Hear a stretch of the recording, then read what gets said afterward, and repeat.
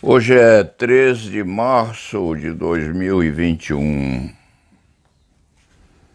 São 14 horas e 45 minutos. Este escrevinhador tem uma preocupação muito grande quanto a emitir comentários jurídicos sobre casos e hipóteses de problemas judiciais entregues a outros colegas. É como um cirurgião interferir em intervenção cirúrgica praticada por outro e dentro do centro cirúrgico. Este antigo escriba ficaria muito aborrecido se alguém interviesse e opinasse quanto a um problema jurídico em que este escriba estivesse envolvido com a caneta na mão. Na hipótese de uma cirurgia, com o bisturi nas mãos. Há uma barreira de caráter ético que nos impede ou dificulta manifestação atinente a esse tema, embora dê muita vontade, sim, de fazer apreciações sobre problemas jurídicos enfrentados por companheiros nesses conflitos que vão vertendo, inclusive, na Suprema Corte. Dentro do contexto, o velho escrevinhador foge, sim, de emissão de opinião sobre as questões envolvendo o presidente e seus filhos. É um tipo de intervenção que dá água na boca, com certeza. Não se diga que não. E tem-se muita vontade de enfiar a colher de pau nesse negócio e tecer considerações, mas por respeito aos advogados que intervêm no sistema, deixa-se que eles debulhem essas espigas de milho que às vezes são muito duras e amargas e dão indigestão. O problema é deles, a especialidade é deles, as consequências boas ou ruins hão de ser sorvidas por eles, e às vezes sem açúcar qualquer, mas faz parte do jogo. Deixe-se de lado, portanto, qualquer minudência sobre esse tipo de briga. Quanto a essas questões postas nos jornais de hoje, sobre desembargadores do Rio de Janeiro, do Tribunal Federal Regional do Trabalho do Rio de Janeiro, acusados de receber propina para beneficiar empresários ligados ao governador afastado Wilson Witzel, é questão que deixa muita tristeza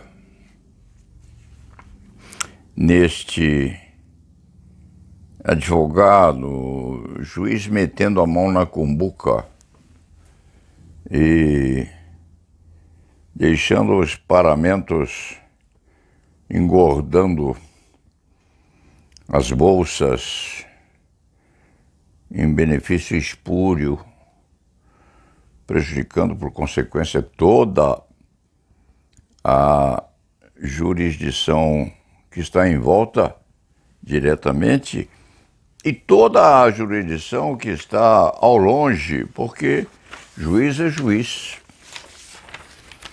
que deve ter sua santidade e honestidade mantidas em quaisquer circunstâncias. Fica-se triste. Deixa-se também de emitir opinião sobre o assunto. Desembargadores da Justiça do Trabalho, juízes de segundo grau, envolvidos nessa coisa toda.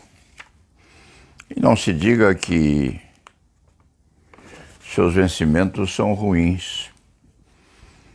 Não são excepcionais, diga-se, mas é possível viver com aquilo que um magistrado ganha, honestamente, às vezes apertando a panturrilha em razão das despesas domésticas, mas este escriba sabe que é possível uma existência não excepcional, mas com certo grau de pureza, o que um juiz do trabalho de segundo grau, inclusive, vence, e também na justiça estadual.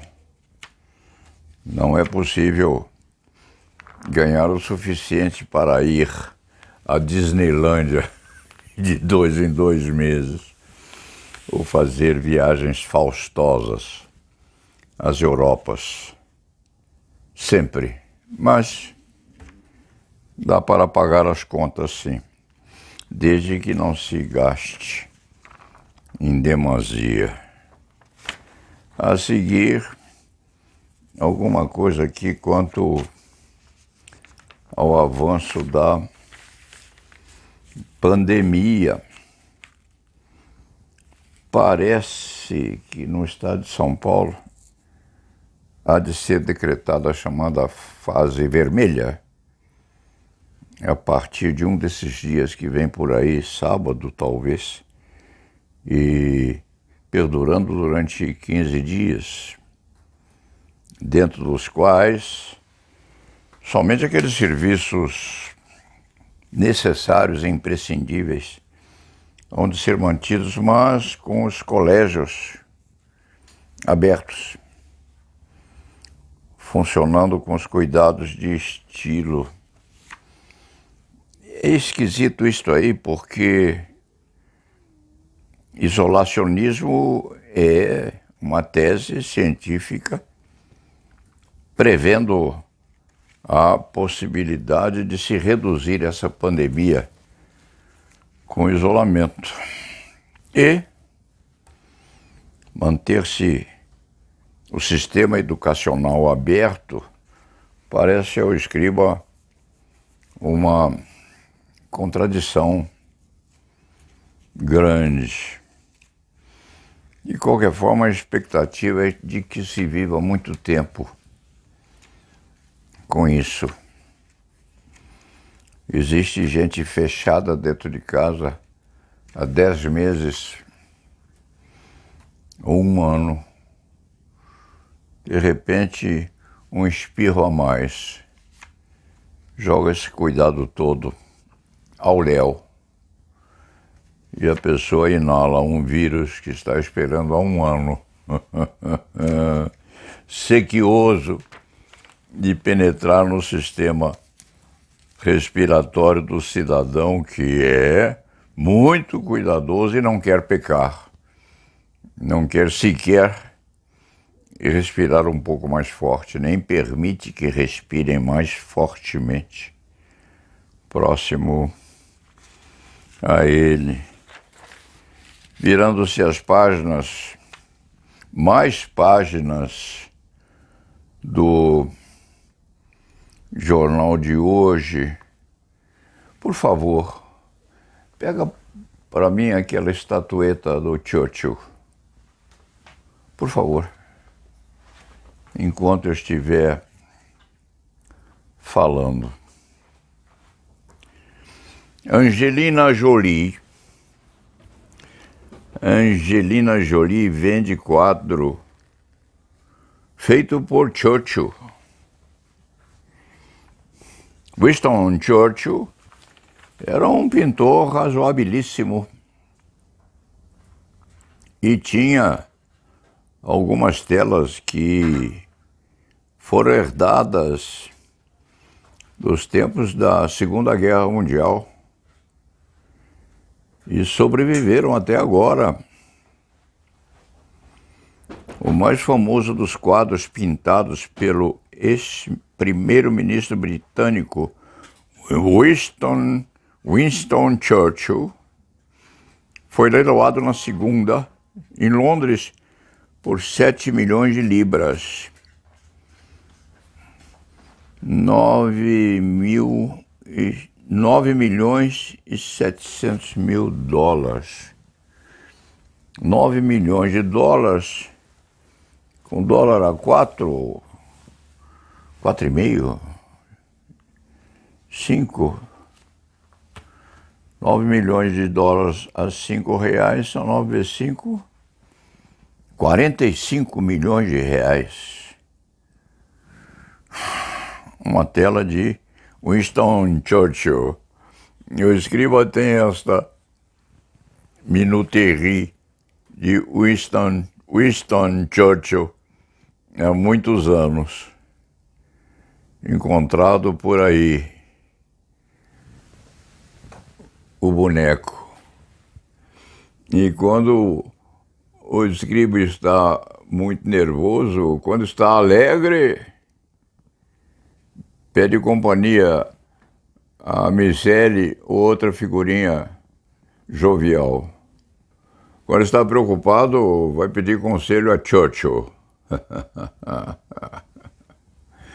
cujos quadros valem hoje 45 milhões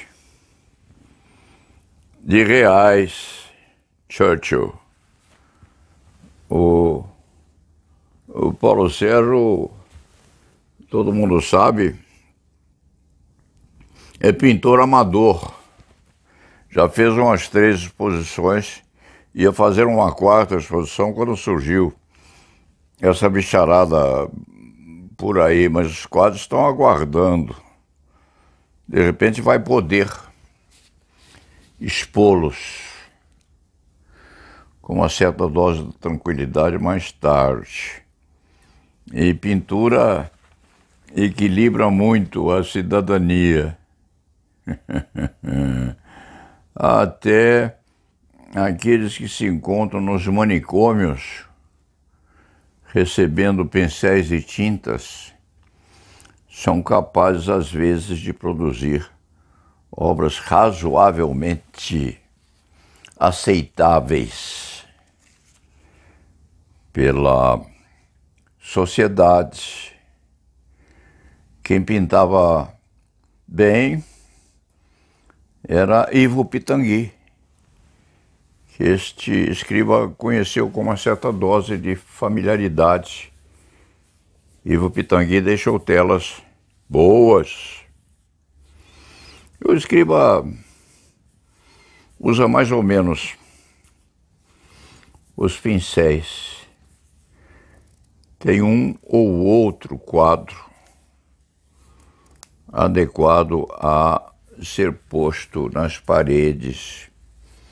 Aliás, este escrevinhador, se a memória não falha, fotografou seus quadros todos para expô-los virtualmente na internet. Não se recorda se já fez essa exposição. Se não a fez, vai fazê-la, para que os visualizadores vejam que o escriba pinta razoavelmente bem também.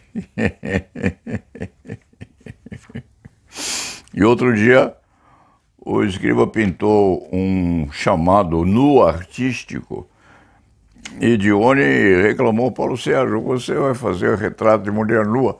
Dione, não é uma mulher nua, é uma senhora vetusta enorme, simpática, mas não tem nada de sexual, de convidativa no sentido mais voluptuoso. É absolutamente espiritual, mas de qualquer forma tirou o quadro aqui das costas de trás e colocou este príncipe indiano. Isso é uma fotografia de um príncipe indiano que foi extraída lá mesmo, durante um festival aqui.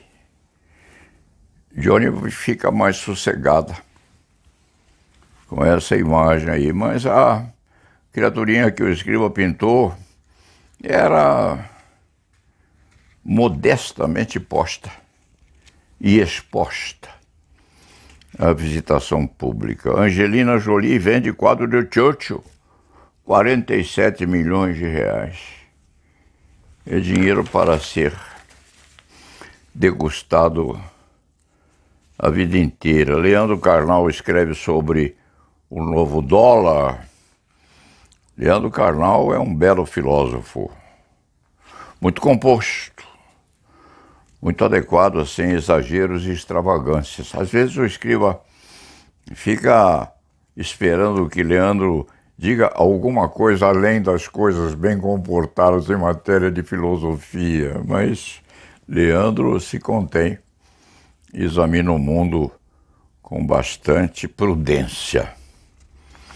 A partir daí, o escriba não vê grandes possibilidades de examinar o que vem no jornal, a não ser, relembrando aquela pretensão do escriba de sempre começar e terminar uma manifestação com uma certa dose de equilíbrio ou de vinculação estável no raciocínio, o escriba disse que até os manicômios devem ter, e tem alguns, lugares para que os ditos internos psicóticos possam exercitar a sua arte.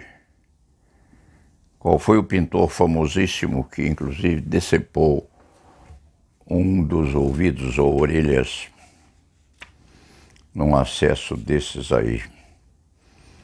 Um outro político nosso poderia ser internado uma hora dessa, evidentemente no hospital psiquiátrico de primeira água, a ver se equilibrava um pouco e dirigia a nossa nação com um pouco mais de racionalidade. Tomavam choques elétricos lá dentro e poderia enfrentar essa nossa pandemia com alguma dose de racionalidade e prover assim um futuro mais estável para a nossa nação. Fica a sugestão aqui, que se proceda desta forma. Dito isto, vamos voltar ao trabalho. O dia hoje, ou a tarde de hoje está muito sossegada. Está não muito meritoriamente fadada a um marasmo prenunciador de tempestade. E la nave va.